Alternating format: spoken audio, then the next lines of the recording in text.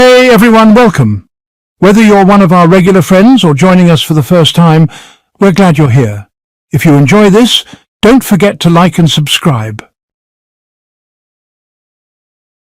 They recently discovered the tomb of a royal doctor who lived over 4,000 years ago. This man literally held the lives of pharaohs in his hands. He knew secrets that were meant only for the gods and kings. But when his tomb was opened in 2024, they didn't find a body, just vivid wall paintings untouched by time and mysterious symbols carved into stone. So who was this man? And why was he buried with spells related to the scorpion goddess? His tomb was found deep beneath the sands of Saqqara.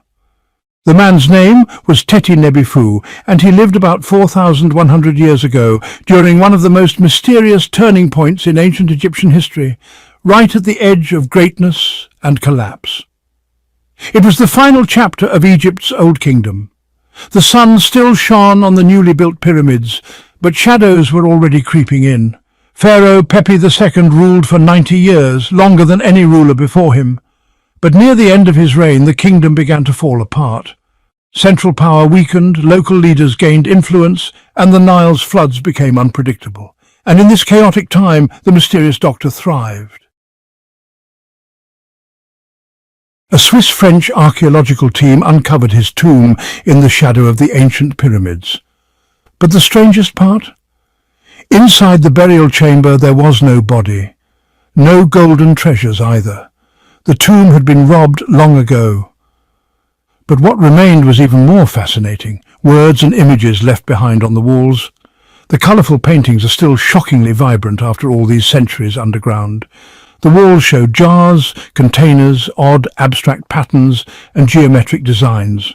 Alongside these are lines of hieroglyphs, sacred texts, carved so carefully it's as if the artist poured their soul into each curve.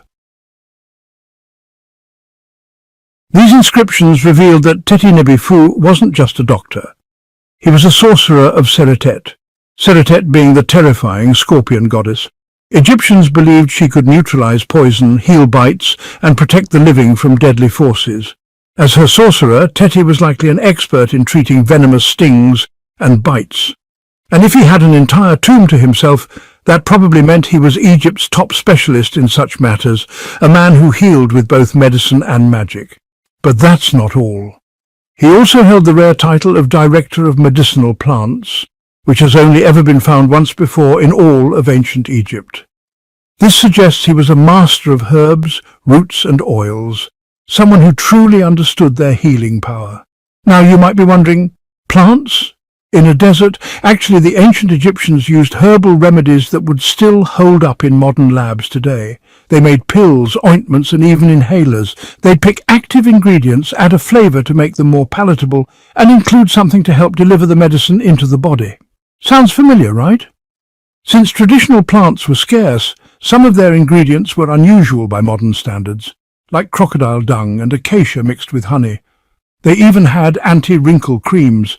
And get this, our mysterious healer was also a chief dentist, a title almost never seen in ancient records.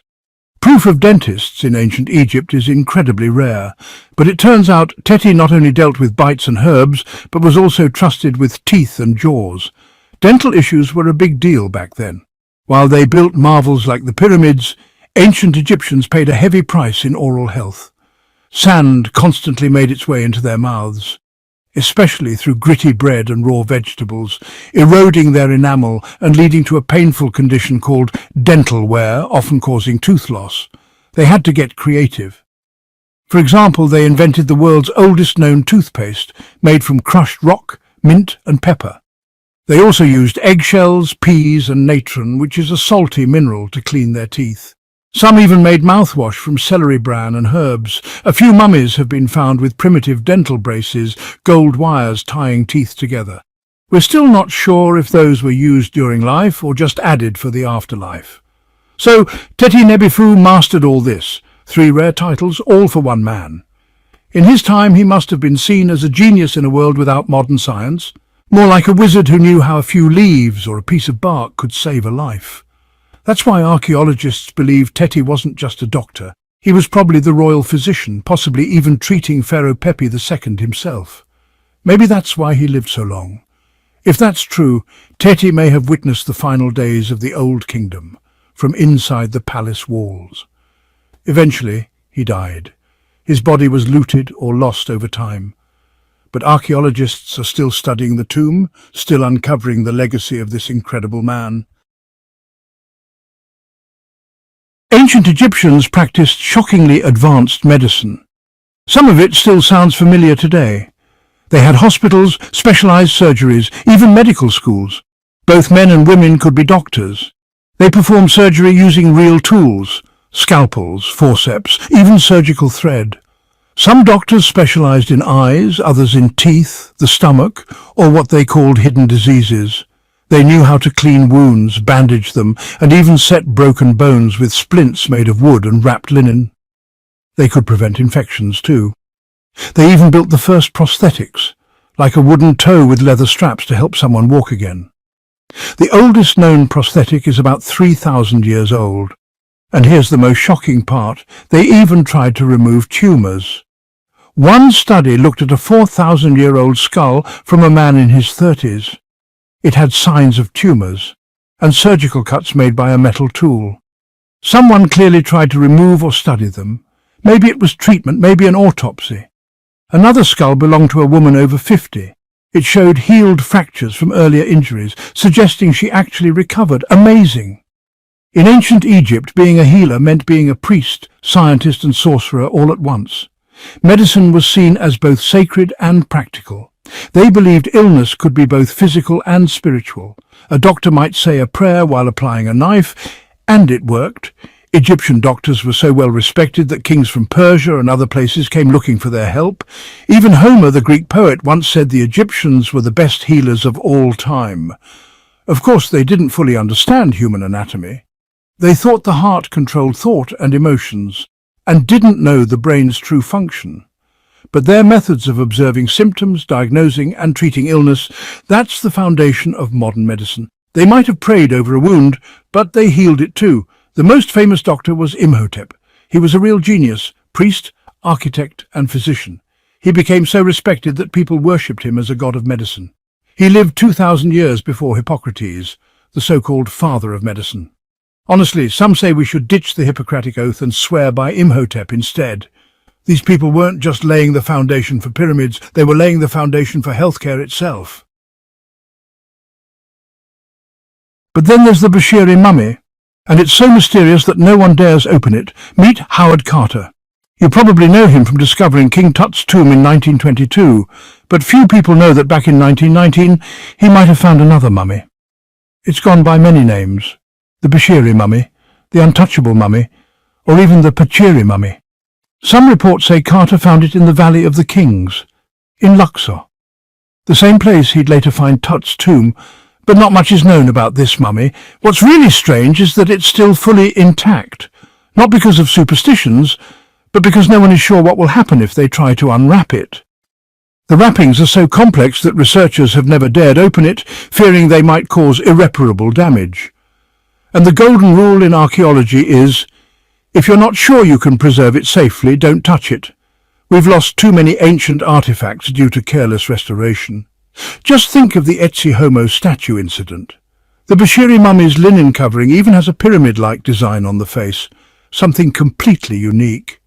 Without knowing the ancient technique, unwrapping such a mummy without damaging it is nearly impossible. In the past, mummies were unwrapped for all sorts of reasons, scientific and otherwise. But luckily today we have advanced imaging technology that lets us see inside without disturbing anything. When researchers scanned the Bashiri mummy, they found it belonged to a man around 5.5 feet tall who lived during the Ptolemaic era, about 2,300 years ago. According to Egypt's museum, X-rays also revealed inscriptions, so the man's name might be Ion, but it's hard to tell if he said Bachiri or Nin, which only adds to the mystery. According to the museum, the mummy's decorated covering is full of detailed scenes. You can see the mummy lying on a bed surrounded by the goddesses Isis and Nephthys, along with the 4 sons of Horus, and even 2 images of Anubis near the feet of the coffin. But Bachiri isn't the only mummy that's been left untouched. There's also the mummy of Keb, and Gaston Maspero, a famous French archaeologist, chose not to open her up, wanting to let her rest peacefully because her condition was astonishingly well preserved. Even though her tomb had been looted a long time ago, X-rays revealed a lot amulets wrapped around her neck, right arm and forehead. Scans also showed she had dental problems and arthritis in her knees, suggesting she died as an older woman, though her exact age is unclear. Still, records from her son's reign show she was deeply respected in the kingdom. Keb was both the sister and wife of Pinagem II. Yes, you heard right, they were siblings. But that kind of marriage was common back then to keep bloodlines pure. Just like the Habsburgs in Europe centuries later, chasing purity often led to inbreeding. We shouldn't judge ancient Egyptian ethics by today's standards, but what we can say for sure is that both Bachiri and Keb were incredibly lucky to be preserved. King Tut wasn't so lucky. Despite the fame of his tomb, the coffins weren't even opened until 1925.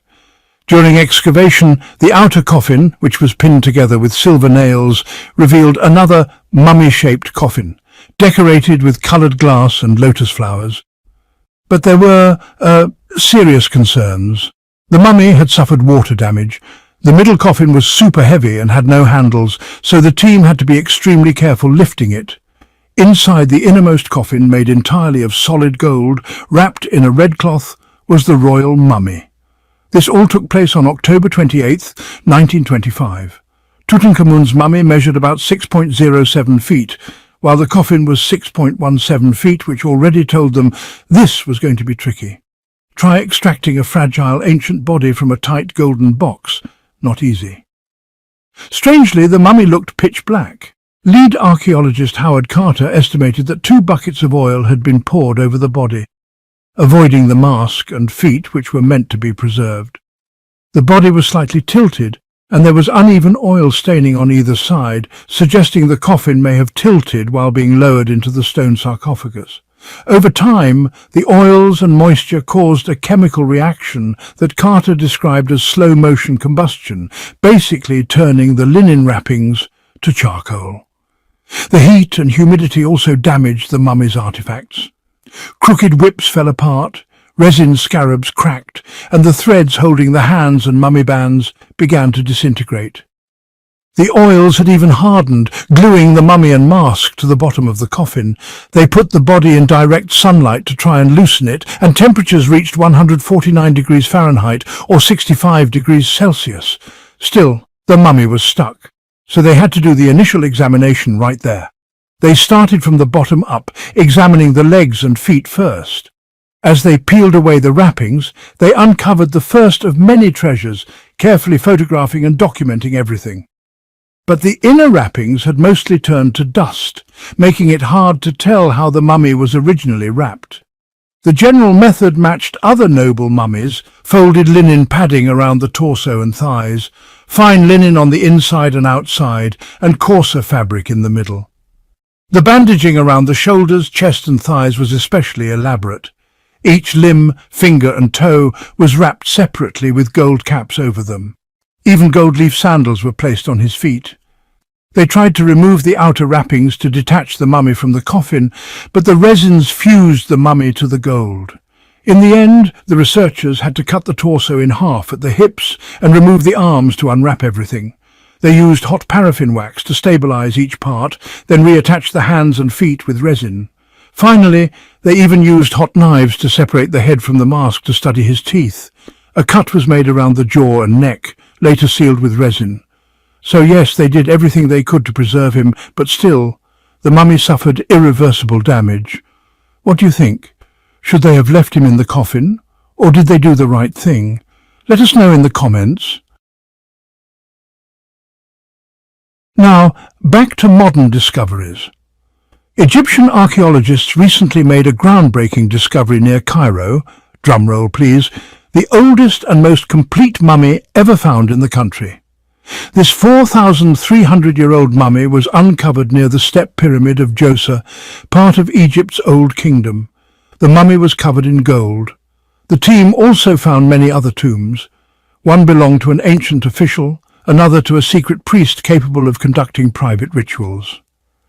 There was also a tomb of a scribe containing the largest statues ever found in the region. This massive burial site includes over a dozen pyramids and burial chambers. One of the most famous mummies in the world? That would be Hatshepsut, Egypt's powerful female ruler. She led for about 20 years, built stunning architecture and opened new trade routes. But when Carter found her tomb, her coffin was empty.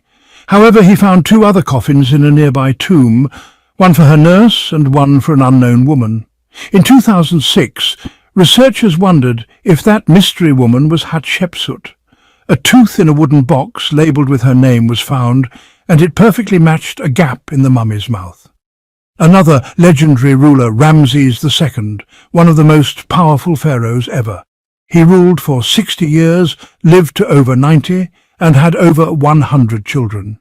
When he died, his body was buried in the Valley of the Kings, but grave robbers forced officials to hide his mummy in a secret location. In the 1800s, Ramses's mummy was found, but in poor condition, so they flew it to Paris for conservation. The catch? You can't fly a body internationally, so Egypt gave Ramses a passport. Yes, it listed his occupation as king, complete with a photo. Most mummies don't exactly have soft, moist skin, but Lady Di sure did. Discovered in 1971, this elite woman from ancient China was buried in a tomb with just the right humidity and low oxygen, preserving her so well that her skin was soft, her hair still shiny, and her joints, well, still flexible. The museum displays her alongside her luxury items like fancy clothes and musical instruments. Tests show she died of a heart attack at age 50, over 2,000 years ago, yet she's honestly still rewriting history. And then there's Ötzi the Iceman, discovered in the Alps in 1991. At first, people thought he was a lost mountaineer, but nope. He was a 5,000-year-old man from the Copper Age. He was found at over 10,000 feet above sea level. From his body we've learned about ancient European life. He ate meat, had arthritis and intestinal issues, and maybe even practiced acupuncture. He was an expert tool user. His weapons had been sharpened just days before his death. And of course, King Tut is the reason we even care about mummies today. Buried at age 19 over 3,000 years ago, his mummy became a global sensation after Carter discovered it almost perfectly intact.